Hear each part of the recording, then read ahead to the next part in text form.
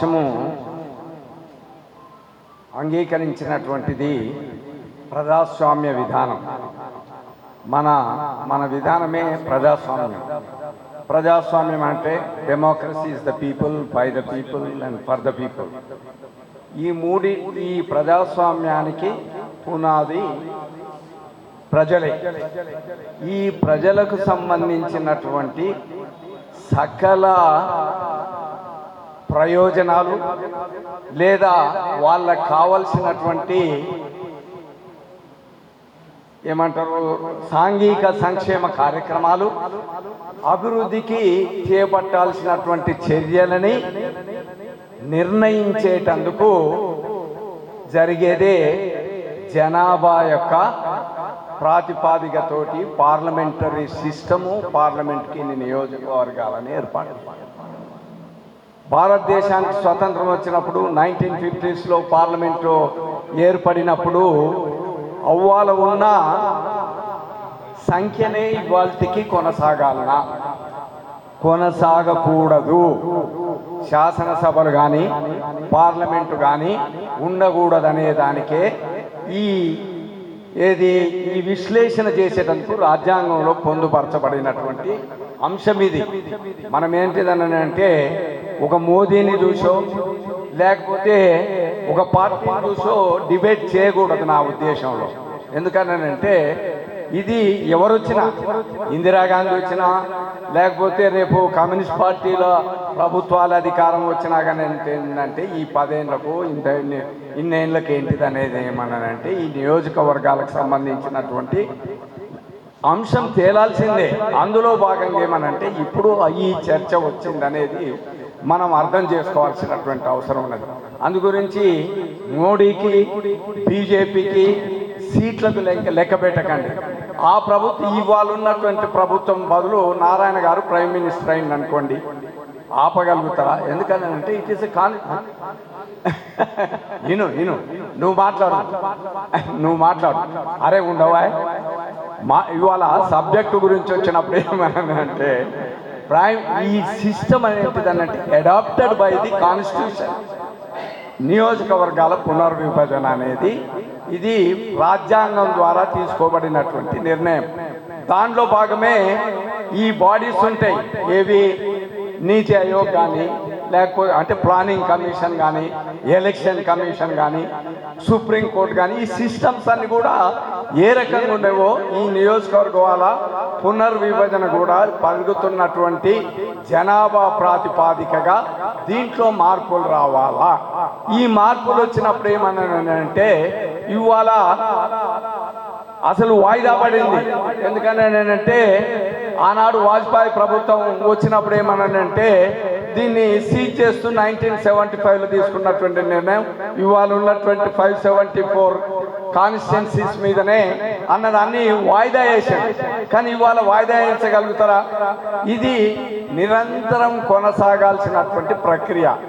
అందువల్ల MNREGS పెట్టిన అందు గురించి ఏమనంటే దీన్ని జరుగుతున్నది. ఆ సందర్భంలో ఇవాళ భారతదేశంలో ఒక చర్చకు పునాది స్టాలిన్ డిఎంకే నేతృత్వంలో ఉన్నటువంటి తమిళనాడు ముఖ్యమంత్రి గారు కొన్ని అంశాలను ప్రస్తావించడం జరిగింది. ఇవి దేశంలో సమతుల్యత అంటే రాష్ట్రాల మధ్యన ప్రజాస్వామ్యంలో ఓటు హక్కు, పార్లమెంటు మెంబర్ల హక్కు, వీటన్నిటి దృష్టి ఏంటిదనంటే అధికారంలో ఉన్నటువంటి పార్టీలు తమ యొక్క స్వప్రయోజనాలకు వినియోగించుకుంటే చేయబట్టేమనంటే ఇది అన్యాయమైనటువంటి విధానము అని చెప్పింది. దానికి కావలసినటువంటి పరిష్కారం ఏమన్నానంటే ఇవాళ ఒక జాతీయ స్థాయిలో చర్చ జరగాల్సినటువంటి అవసరం ఉన్నది. మీ అందరికీ గుర్తుందో లేదో గతంలో వాజ్పేయి గారి ప్రభుత్వం ఏర్పడినప్పుడు రాజ్యాంగం యొక్క లక్షణాన్ని మార్పు చేసేటందుకు ఏంటంటే మన రాష్ట్రానికి సంబంధించినటువంటి మాజీ సుప్రీంకోర్టు న్యాయమూర్తి రామస్వామి గారి నేతృత్వంలో ఒక కమిటీని కాన్స్టిట్యూట్ చేశారు. ఈ రాజ్యాంగాన్ని మార్పులు చేసేటందుకు. కానీ ఏదైతే ఏమైందంటే ఆనాడు వచ్చినటువంటి వ్యతిరేకత వల్ల దాన్ని విరమించుకోవాల్సి వచ్చింది. ఇవాళ ప్రధానమైనటువంటి ప్రశ్న ఏమనంటే దీనివల్ల దక్షిణాది రాష్ట్రాలకు నష్టం జరుగుతుంది. మరి ఈశాన్య భారతానికి ఏంది, అక్కడ కూడా నష్టం జరగవచ్చు. ఇతర రాష్ట్రాల్లో కూడా ఏమనంటే లాభ నష్టాల సమస్యగా మనం చూడాల్సినటువంటి అవసరం లేదు. ఎందుకని అంటే పొలిటికల్గా ఆలోచించేదానికంటే దీనికి కావాల్సినటువంటి పరిష్కారం ఏమనంటే ఇవాళ ఈ 70 ఏళ్ళ తర్వాత తీసుకున్నటువంటి ప్రతిపాదిక మీద ఈ నష్టాలు జరిగితే ఈ రకమైనటువంటి అభిప్రాయాలు ప్రజల లోపల అనుమానాలు ఉన్నాయి చేయబట్టి దీన్ని నివృత్తి చేసేందుకు భారత పార్లమెంటరీ ప్రజాస్వామ్యంలో పార్లమెంట్ అత్యున్నతమైనటువంటి సంస్థ. భారత పార్లమెంటులో చర్చ జరగాల, రాష్ట్రాల్లో ఉన్నటువంటి శాసనసభల్లో జరగాలి. దానికి కావలసినటువంటి ప్రత్యామ్నాయ మార్గాలు అంటే ఈ రాష్ట్రాలకు జరిగేటువంటి అన్యాయాన్ని నివారించేందుకు చేపట్టాల్సినటువంటి చర్యలని పార్లమెంటులో శాసనసభల్లో చర్చించి నిర్ణయాలు తీసుకోవాలనేది ఒక రకమైనది. రెండవది ఏమనంటే భారతదేశంలో ఉన్నటువంటి రాజకీయ పార్టీల అఖిలపక్ష సమావేశం అన్ని రాజకీయ పార్టీల అభిప్రాయాలను తీసుకొని సీట్లు పెరగడం అనేది అనివార్యం. ఎక్కడ ఎన్ని పెరుగుతాయి ఎక్కడ ఎన్ని తగ్గుతాయి అనేది కాదు, పెరగాల్సిందే, పెరుగుతుంది. కానీ దాంట్లో తద్వారా జరిగేటువంటి నష్ట నివారణ లేనిది అదే ప్రజల లోపల ఉన్నటువంటి అనుమానాలకు నివృత్తి ఏంటిదనేది రాజకీయ పార్టీల అభిప్రాయాలు తీసుకోవాలా. మూడో అంశం ఏమన్నానంటే వీటితో పాటు మరొక ప్రత్యామ్నాయం ఏమన్నానంటే ఇంత పెద్ద సబ్జెక్టు చర్చించేటప్పుడు భారతదేశానికి సంబంధించినటువంటి మన సుప్రీంకోర్టు చీఫ్ జస్టిస్ అధ్యక్షతన ప్రైమ్ మినిస్టర్, పొలిటికల్ పార్టీస్, భారత పార్లమెంటులో ప్రాతినిధ్యం వహిస్తున్నటువంటి అన్ని అపోజిషన్ లీడర్తో పాటు అన్ని రాజకీయ పార్టీలతోటి ఒక కమిటీని కాన్స్టిట్యూట్ చేసి దాంట్లో చర్చించి దీంట్లో ఈ ప్రాంతాలకు అన్యాయం జరగకుండా కావలసిన దానికి ఏంటిది అదనంగా ఏ రకమైనటువంటి ప్రొటెక్షన్ ఇవ్వాలా, సెక్యూరిటీస్ ఇవ్వాలి, లేకపోతే వాళ్లకు మరిన్ని స్థానాలు ఇవ్వాలా లేదా అనేది ఆ రకమైనటువంటి చర్చ జరగాల్సినటువంటి తరుణం ఈనాడు ఆసన్నమైనది అనేది నాకున్నటువంటి ప్రగాఢమైనటువంటి అభిప్రాయం.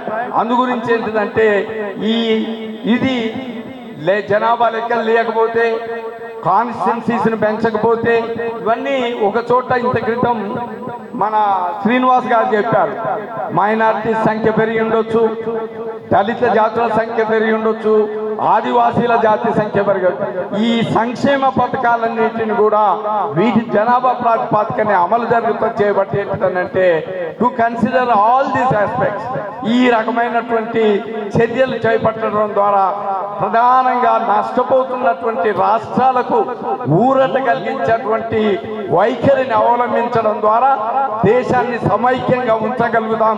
దేశంలో విభజనమైనటువంటి లేకపోతే జాతి వైషమ్యాలను నెలకొల్పేటువంటి అవకాశం కల్పించకుండా దీన్ని ఐక్యంగా ఉంచగలుగుతాం అనేటువంటి మెసేజ్ని దేశంలోకి తీసుకుపోయేటందుకు ఈ రకమైనటువంటి ప్రపోజల్ని మీ ముందుంచుతూ ఈ అవకాశం ఇచ్చినందుకు ధన్యవాదాలు. Please subscribe to the channel and download the Politicos app from the links in the description.